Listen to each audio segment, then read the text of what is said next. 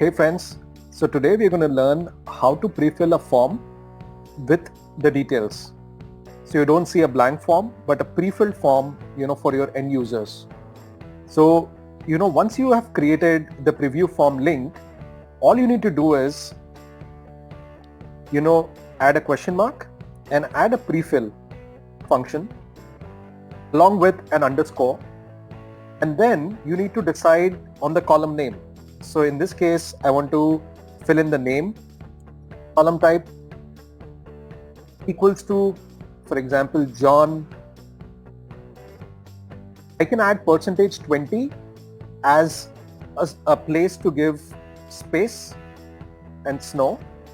And if I want to add, if I just enter this, I will see a new form with the name is already added. Now similarly, if I want to add multiple parameters like this, what I can do is I can select and use the prefill function again. Now I want to bring, say, applying for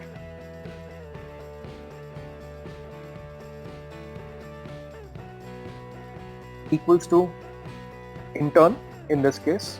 So if I just click again, I will see there is a name John Snow and applying for is an intern. Please make sure that if you need to add space between your columns, you need to add %20 as the parameter in the URL. So once you have it, I think you can pre-fill your forms and you can use these forms or embed these forms right into your website.